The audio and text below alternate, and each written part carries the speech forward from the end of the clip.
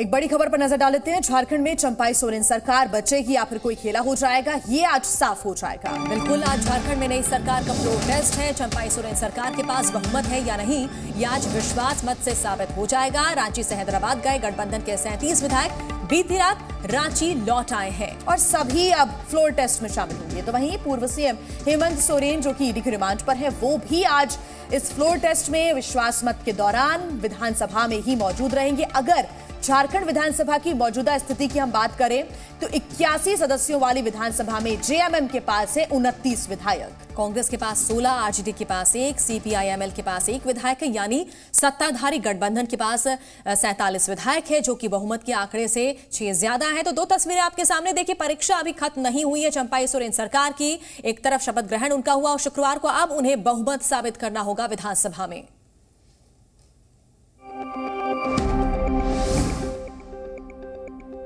जमीन घोटाले के मामले में झारखंड के सीएम रहे हेमंत सोरेन के इस्तीफे के बाद आज झारखंड की चंपाई सरकार अपना बहुमत साबित करेगी। विधायकों की टूट के डर से जेएमएम ने विधायकों को हैदराबाद शिफ्ट कर दिया था और अब आज होने वाले फ्लोर टेस्ट के लिए विधायक वापस लौट चुके हैं। तो दूसरी तरफ अदालत ने भी फ्लोर टेस्ट में वोटिंग के लिए पूर्व सीएम हेमंत सोरेन को जमानत दे दी है। झारखंड विधानसभा का विशेष सत्र 2 दिनों के लिए बुलाया गया है। सत्र के पहले दिन विधायकों की परेड होगी और फ्लोर टेस्ट कराया जाएगा। We had sufficient numbers, quite cushioned number, in fact more than the majority. फिलहाल नंबर गेम महागठबंधन सरकार के पक्ष में है। झारखंड की 82 सीटों में फिलहाल 1 सीट खाली है। जेएमएम के 29, कांग्रेस के 16, आरजेडी और लेफ्ट का 1-1 विधायक है और ये जुड़कर 47 तक आंकड़ा पहुंचता है। वहीं बीजेपी के 25 और सहयोगियों के 6 विधायकों से एनडीए का आंकड़ा 31 तक ही पहुंचता है, यानी बहुमत के आंकड़े 41 से महागठबंधन काफी आगे है। बिहार की बात करेंगे, जहां कांग्रेस अपने विधायकों को टूटने से बचाने के लिए सियासी टूर का सहारा ले रही है। 3 एमएलए को छोड़कर बाकी सभी विधायक हैदराबाद शिफ्ट हो चुके हैं। देखिए रिपोर्ट।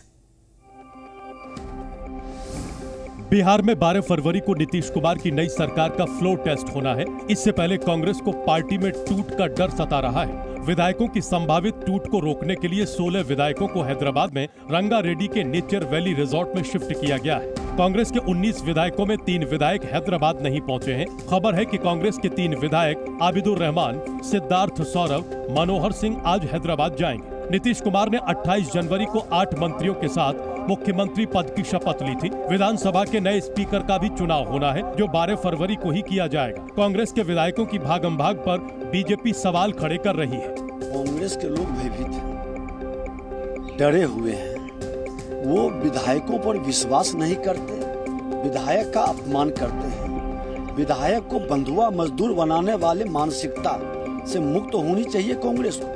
विधायकों को दिल्ली बुलाएं कि दिल्ली घुमाएं। कुछ लोगों ने कहा हैदराबाद घुमाएंगे, तो चाहे घुमाएं, इसमें कहाँ दिक्कत है, किसी को कोई दिक्कत नहीं है। उत्तराखंड सरकार ने यूनिफॉर्म सिविल कोड ड्राफ्ट को अपनी मंजूरी दे दी है। 6 फरवरी को विधानसभा में विधेयक पेश किया जाएगा, जिसे मंजूरी मिलते ही राज्य में यूसीसी कानून लागू हो जाएगा। उत्तराखंड सरकार की कैबिनेट बैठक में यूनिफॉर्म सिविल कोड ड्राफ्ट को मंजूरी मिल गई है। मुख्यमंत्री पुष्कर धामी की अध्यक्षता में मुख्यमंत्री आवास पर हुई कैबिनेट बैठक में सरकार ने यूसीसी रिपोर्ट को मंजूरी दी। आज से उत्तराखंड विधानसभा का विशेष सत्र शुरू हो रहा है, जो 8 फरवरी तक चलेगा। विधानसभा सत्र के दूसरे दिन यानी 6 फरवरी को धामी सरकार समान नागरिक संहिता बिल विधानसभा में पेश करेगी। विधानसभा से पारित होने और राज्यपाल की मंजूरी के बाद यूसीसी कानून की शक्ल लेगा।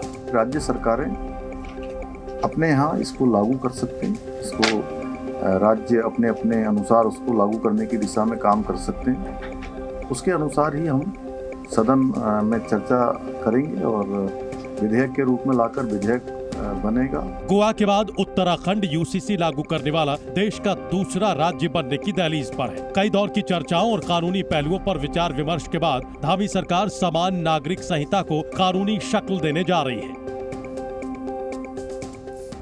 वहीं उत्तराखंड सरकार यूसीसी बिल के जरिए बहुविवाह प्रथा को खत्म करने के पक्ष में भी है और इससे महिलाओं के अधिकारों की रक्षा हो सकेगी। लिव इन में रहने के लिए भी रजिस्ट्रेशन करवाना जरूरी होगा।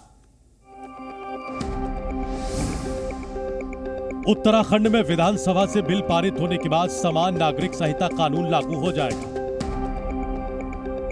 समान नागरिक संहिता का मसौदा तैयार करने वाली समिति ने जो सिफारिशें दी हैं, उसके मुताबिक सभी धर्मों में तलाक के लिए एक ही नियम होगा जो कानूनी प्रक्रिया से जुड़ा होगा। तलाक के भरण पोषण का नियम भी सभी पर एक तरीके से लागू होगा।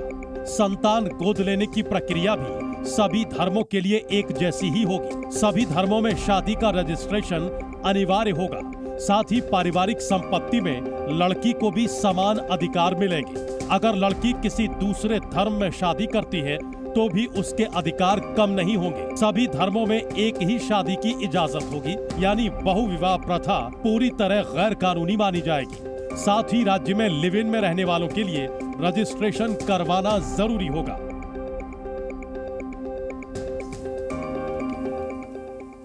संसद के बजट सत्र में राष्ट्रपति के अभिभाषण पर धन्यवाद प्रस्ताव पर प्रधानमंत्री नरेंद्र मोदी लोकसभा में जवाब देंगे। तो पीएम मोदी का संबोधन आज शाम 5 बजे होने की संभावना है। बीजेपी ने अपने सांसदों को व्हिप जारी करते हुए कहा है कि आज वो सदन में ही उपस्थित रहे। तो कयास ये लगाए जा रहे हैं कि पीएम मोदी धन्यवाद प्रस्ताव पर अपने भाषण के दौरान लोकसभा चुनाव के लिए एजेंडा सेट करेंगे। पीएम मोदी न सिर्फ अपनी सरकार की उपलब्धियां देश के सामने रखेंगे, बल्कि आने वाले समय के लिए सरकार की प्राथमिकताओं की भी बात करेंगे। लोकसभा चुनाव से पहले आखिरी संसद सत्र में आज शाम पीएम नरेंद्र मोदी राष्ट्रपति के अभिभाषण पर धन्यवाद प्रस्ताव का जवाब देंगे। राष्ट्रपति द्रौपदी मुर्मू ने 31 जनवरी को सत्र की शुरुआत में संसद के दोनों सदनों की संयुक्त बैठक को संबोधित किया था। बीजेपी ने इसके लिए अपने सभी सांसदों को सदन में उपस्थित रहने के लिए व्हिप जारी किया है। खबरों के मुताबिक पीएम मोदी अपने धन्यवाद भाषण में लोकसभा चुनावों के लिए एजेंडा सेट करेंगे। अपने संबोधन के दौरान पीएम मोदी अपनी सरकार की उपलब्धियों को देश के सामने रखेंगे और आने वाले समय के लिए सरकार की प्राथमिकताएं भी गिनाएंगे। साथ ही ये भी माना जा रहा है कि पीएम मोदी लोकसभा में अपने भाषण में विपक्ष पर तीखे वार भी कर सकते हैं। पीएम मोदी का लोकसभा में ये भाषण शाम करीब 5 बजे होगा। बजट सत्र के पहले दिन राष्ट्रपति द्रौपदी मुर्मू ने अपने संबोधन में अनुच्छेद 370 से लेकर राम मंदिर तक का जिक्र किया था। राष्ट्रपति ने महिला आरक्षण कानून समेत सरकार की उपलब्धियों का लेखा जोखा भी दिया था, जिसका सभी सदस्यों ने मेज थपथपाकर स्वागत किया था। और समाजवादी पार्टी ने कहा है कि वो उत्तर प्रदेश की सभी 80 सीटों पर गठबंधन के साथियों के साथ मिलकर चुनाव लड़ेगी। हालांकि बीजेपी ने इस दावे पर सवाल उठाए हैं। देखिए रिपोर्ट। लोकसभा चुनाव बेहद नजदीक है। बीजेपी और विपक्षी दलों के बीच बयानबाजी तेज हो चली है। समाजवादी पार्टी नेता नरेश उत्तम पटेल ने दावा किया है कि वो यूपी की सभी 80 सीटों पर अपने गठबंधन के साथियों के साथ मिलकर बीजेपी को हराने का काम करेंगे। उन्होंने आरोप लगाया कि बीजेपी की कार्यशैली देश के लिए अच्छी नहीं है। समाजवादी पार्टी पूरे प्रदेश की 80 सीटों पर अपने गठबंधन के साथियों को लेकर इस चुनाव में भारतीय जनता पार्टी को हटाएगी। वहीं प्रयागराज से बीजेपी सांसद रीता बहुगुणा जोशी ने दावा किया कि पीएम मोदी देश की जनता को 2024 के चुनाव में 1952 से भी बेहतर परिणाम देंगे। मुझे तो लगता है 1952 में जो चुनाव का रिजल्ट था उससे भी बेहतर रिजल्ट मोदी जी लेंगे। वहीं केंद्रीय मंत्री अनुप्रिया पटेल ने इंडिया गठबंधन के अस्तित्व पर सवाल उठाते हुए कहा कि गठबंधन में अब कोई बचा ही नहीं है। कोई गठबंधन है ही कहाँ? गठबंधन में बचा कौन है? और ज्ञानवापी मामले की आज सुप्रीम कोर्ट में अहम सुनवाई है। देखिए, देश की सबसे बड़ी अदालत आज हिंदू पक्ष की उस याचिका पर सुनवाई करेगी जिसमें परिसर में मिले कथित शिवलिंग की प्राचीनता का पता लगाने के लिए वैज्ञानिक सर्वे कराने की मांग की गई है। काशी के ज्ञानवापी विवाद को लेकर सुप्रीम कोर्ट में आज हिंदू पक्ष की याचिका पर सुनवाई होगी। हिंदू पक्ष की मांग है कि परिसर में जो कथित शिवलिंग मिला है वो कितना पुराना है, ये पता लगाने के लिए वैज्ञानिक सर्वे कराया जाए। सुप्रीम कोर्ट आज हिंदू पक्ष की उस मांग पर भी सुनवाई करेगा जिसमें ज्ञानवापी परिसर के सभी 10 तहखानों को खोलकर वहां एएसआई सर्वे कराने की मांग की गई है। वहीं अदालत आज मुस्लिम पक्ष यानी अंजुमन इंतजामिया मस्जिद कमेटी की भी उस याचिका पर सुनवाई करेगी जिसमें यह कहा गया है कि इस केस की सुनवाई नहीं हो सकती, यानी कोर्ट इस केस की मेंटेनेबिलिटी को लेकर दायर याचिका पर भी गौर करेगी। मुस्लिम पक्ष का कहना है कि परिसर के अंदर श्रृंगार गौरी और अन्य देवी देवताओं के पूजा अर्चना के अधिकार की मांग वाली याचिका सुनवाई के लायक नहीं है और प्लेसेस ऑफ वर्सेस एक्ट के तहत इस मामले पर सुनवाई नहीं हो सकती है। ज्ञानवापी परिसर के ताजा हालात की बात करें तो वाराणसी जिला अदालत के आदेश के बाद व्यास तहखाने में मौजूद देव विग्रहों की पूजा अर्चना जारी है। दिल्ली के मुख्यमंत्री अरविंद केजरीवाल के लिए आज का दिन बेहद अहम रहने वाला है। देखने वाली बात यह होगी कि बीजेपी पर आरोप लगाने को लेकर वो क्या जवाब देते हैं। दिल्ली पुलिस की क्राइम ब्रांच ने दिल्ली के मुख्यमंत्री अरविंद केजरीवाल को एक नया नोटिस दिया है। इस नोटिस में केजरीवाल से कहा गया है कि वो आज तक बीजेपी पर विधायकों की खरीद फरोख्त के सबूत दें। आज सुबह 10 बजे आम आदमी पार्टी एक बड़ी प्रेस कॉन्फ्रेंस करेगी। केजरीवाल के बाद दिल्ली की मंत्री आतिशी को भी दिल्ली पुलिस का नोटिस मिला है। इस कार्रवाई पर केजरीवाल ने भड़कते हुए कहा कि उन्हें बीजेपी में आने को कहा गया, लेकिन वो झुकेंगे नहीं। मैं भी डटा हुआ हूँ इनके खिलाफ, मैं भी नहीं झुकने वाला। ये कहते हैं बीजेपी में आ जाओ, हम छोड़ देंगे। मैंने कहा बिल्कुल नहीं आऊंगा बीजेपी। वहीं भारतीय जनता पार्टी ने उन व्यक्तियों के नाम पूछे हैं जिन्होंने आम आदमी पार्टी के विधायकों से संपर्क किया था।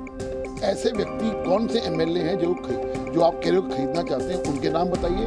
और जो व्यक्ति खरीद रहे हैं भारतीय जनता पार्टी के, जरा उनके नाम बता दीजिए। आम आदमी पार्टी पर बीजेपी झूठ बोलने का आरोप लगा रही है, जबकि केजरीवाल इसे बीजेपी की साजिश बता रहे हैं। गुजरात के जूनागढ़ में भड़काऊ भाषण देने वाले मौलाना मुफ्ती सलमान अजहरी को गुजरात एटीएस ने मुंबई से गिरफ्तार कर लिया है और उसके बाद 2 दिन की ट्रांजिट रिमांड पर गुजरात पुलिस को सौंप दिया गया है। जैसे ही सलमान अजहरी की गिरफ्तारी की खबर फैली, बड़ी संख्या में उसके समर्थक घाटकोपर पुलिस स्टेशन में जमा हो गए। हालांकि कुछ देर बाद मौलाना सलमान अजहरी ने खुद थाने से अपने समर्थकों को शांत रहने की अपील की। अजहरी ने कहा कि पुलिस कुछ जरूरी जांच कर रही है, उनका सहयोग कर रही है वो। और मुंबई पुलिस का कहना है कि घाटकोपर सहित पूरे मुंबई में शांति है और लोग किसी भी तरह की अफवाहों पर ध्यान न दें। बता दें आपको कि 31 जनवरी को मुफ्ती सलमान अजहरी ने जूनागढ़ में भाषण के दौरान आपत्तिजनक शब्दों का इस्तेमाल किया था। तो मुफ्ती का बयान वायरल होने के बाद पुलिस ने एफआईआर दर्ज की थी। बीती रात मुंबई के घाटकोपर इलाके में सैकड़ों लोग जमा हो गए। इससे ट्रैफिक जाम के हालात बन गए। दरअसल इस थाने में पुलिस ने इस्लामी उपदेशक मुफ्ती सलमान अजहरी को गिरफ्तारी के बाद बिठाया था। हालात को देखते हुए मुफ्ती ने अपने समर्थकों से शांत रहने की अपील की। मेरी तकरीर के मुताबिक जो तहकीकात इनको सभी ने कर रहे हैं, हम भी उनका कोऑपरेट कर रहे हैं, आपको भी करना चाहिए। मुंबई के रहने वाले इस्लामिक उपदेशक मुफ्ती सलमान अजहरी ने गुजरात के जूनागढ़ में 31 जनवरी की रात एक कार्यक्रम को संबोधित किया था। इसी कार्यक्रम के दौरान मुफ्ती पर आपत्तिजनक बयान देने का आरोप है, जिसके बाद महाराष्ट्र और गुजरात एटीएस की टीम ने सलमान अजहरी को गिरफ्तार कर लिया। मुफ्ती सलमान अजहरी पर धारा 153A, 505, 188, 114 के तहत मामला दर्ज किया गया है। इस वक्त आप जो तस्वीरें देख रहे हैं उसको देखकर आप अंदाजा लगा सकते हैं कि किस तरह से यहाँ पर जो कार्यकर्ता है, जो लोग हैं, उनमें भारी नाराजगी देखने को मिल रही है। उत्तर प्रदेश विधानसभा में आज बजट पेश किया जाएगा और कहा जा रहा है कि ये अब तक का सबसे बड़ा बजट होगा। यूपी विधानसभा में आज योगी सरकार अपना बजट पेश करेगी। खबरों के मुताबिक ये बजट अब तक का सबसे बड़ा बजट हो सकता है। ये करीब 7.50 लाख करोड़ रुपए से ज्यादा के होने का अनुमान है। सूत्रों की माने तो इस बजट में लोकसभा चुनाव के मद्देनजर कई बड़ी सौगातों की भी घोषणा की जा सकती है। आज पेश होने वाले बजट में 3 से 4 नए औद्योगिक गलियारे बनाने के लिए वित्त मंत्री की तरफ से बड़ा बजट आवंटित किया जा सकता है। उत्तर प्रदेश में मौजूद औद्योगिक गलियारों के विकास के साथ ही नए औद्योगिक गलियारे बनाने पर सरकार का फोकस है। अयोध्या, काशी और मथुरा जैसे धार्मिक स्थलों के विकास पर सरकार का विशेष फोकस दिखने वाला है। वहीं कुंभ की तैयारी के लिए भी स्पेशल पैकेज सरकार इस बजट में आवंटित कर सकती है। हमारे प्रायोरिटी सेक्टर महिला, युवा, किसान और खास तौर से गरीबों के प्रति समर्पित रहा है। पहले भी इस बात का ध्यान रखा गया है कि हम इंफ्रास्ट्रक्चर के ऊपर ज़्यादा ध्यान दें, इस पर भी ध्यान दिया गया है। भारत जोड़ो न्याय यात्रा पर निकले कांग्रेस नेता राहुल गांधी आज रांची में एक जनसभा को संबोधित करेंगे। रविवार को राहुल गांधी ने आरोप लगाया कि आदिवासियों की जमीन और उनका हक छीना जा रहा है। झारखंड में आज राहुल गांधी की भारत जोड़ो न्याय यात्रा का चौथा दिन है। राहुल गांधी आज सुबह 9 बजे रामगढ़ जिले के चुटूपालू घाटी से यात्रा शुरू करेंगे, जिसके बाद ये यात्रा रांची में प्रवेश करेगी। दोपहर 1 बजे रांची के धुरवा इलाके में ये पहुंचेगी, जहां वो एक जनसभा को संबोधित करेंगे। रविवार को बोकारो में न्याय यात्रा के दौरान राहुल गांधी ने आरोप लगाया कि बीजेपी आदिवासियों की जमीन छीन रही है। किसान हो, चाहे वो मजदूर हो, चाहे वो युवा हो, सबके खिलाफ बीजेपी की सरकार अन्याय कर रही है। सिर्फ आर्थिक अन्याय नहीं, सामाजिक अन्याय, आदिवासियों की जमीन छीनी जाती है, दलितों को दबाया जाता है। धनबाद में राहुल गांधी ने आरएसएस बीजेपी पर देश में नफरत फैलाने का आरोप लगाया। नफरत और हिंसा बीजेपी के लोग, आरएसएस के लोग देश में फैला रहे हैं, उसके खिलाफ खड़े होने का था और उसमें हमें बहुत बड़ी सफलता प्राप्त हुई। उत्तर प्रदेश पुलिस की एटीएस ने हापुड़ से आईएसआई एजेंट को गिरफ्तार कर लिया है। सत्येंद्र सिवाल नाम का ये जासूस मॉस्को में भारतीय दूतावास में तैनात था। मॉस्को में भारतीय दूतावास में काम करने वाले सत्येंद्र सिवाल को पाकिस्तान की खुफिया एजेंसी आईएसआई के लिए जासूसी के आरोप में गिरफ्तार किया गया है। सत्येंद्र 2021 से मॉस्को में भारतीय दूतावास में मल्टीटास्किंग स्टाफ के तौर पर काम कर रहा था। सत्येंद्र मूल रूप से यूपी के हापुड़ का रहने वाला है। एटीएस के मुताबिक पाकिस्तान की महिला हैंडलर ने सत्येंद्र से मिलने और गिफ्ट का लालच देकर पहले उससे विदेश विभाग से जुड़ी जानकारियां हासिल करनी शुरू की और फिर इसके बाद दूतावास में आने वाली भारतीय सेना से जुड़ी जानकारियां मांगनी शुरू कर दी। एटीएस के मुताबिक हनी ट्रैप में फंसकर सत्येंद्र ने कई अहम जानकारियां दी। एटीएस ने सत्येंद्र के कब्जे से 2 मोबाइल फोन, एक आधार कार्ड, एक पैन कार्ड, एक पहचान पत्र और नकद रुपए भी बरामद किए हैं। एटीएस के मुताबिक पैसों के लालच में सत्येंद्र आईएसआई के लिए जासूसी कर रहा था। यूपी एटीएस अब सत्येंद्र को लखनऊ लेकर आई है, जहां उससे आगे की पूछताछ होगी। जी मीडिया की टीम हापुड़ में सत्येंद्र सिवाल के गाँव जब पड़ताल करने पहुंची तो गाँव में उसका कोई भी रिश्तेदार नहीं मिला। भारत और इंग्लैंड के बीच दूसरे टेस्ट मैच का आज चौथा दिन है। भारत ने इंग्लैंड को 399 रनों का लक्ष्य दिया है, तो वहीं इंग्लैंड ने अब तक 1 विकेट पर 67 रन बनाए हैं। विशाखापट्टनम टेस्ट रोमांचक मोड़ पर पहुंच गया है, जहां एक और इंग्लैंड को जीत के लिए 342 और रन बनाने हैं, वहीं भारत को जीत के लिए 9 विकेट चाहिए। तीसरे दिन भारत की दूसरी पारी 255 रनों पर सिमट गई। पहली पारी में 143 रनों की बढ़त के बाद भारत ने इंग्लैंड को जीत के लिए 399 रनों का लक्ष्य दिया। दूसरी पारी में भारत की ओर से सबसे ज्यादा 104 रन शुभमन गिल ने बनाए। टीम इंडिया की इस पारी की बात करें तो शुभमन के अलावा सिर्फ अक्षर पटेल ही टिककर खेल पाए, बाकी कोई भी बल्लेबाज बड़ा स्कोर बनाने में नाकाम रहा।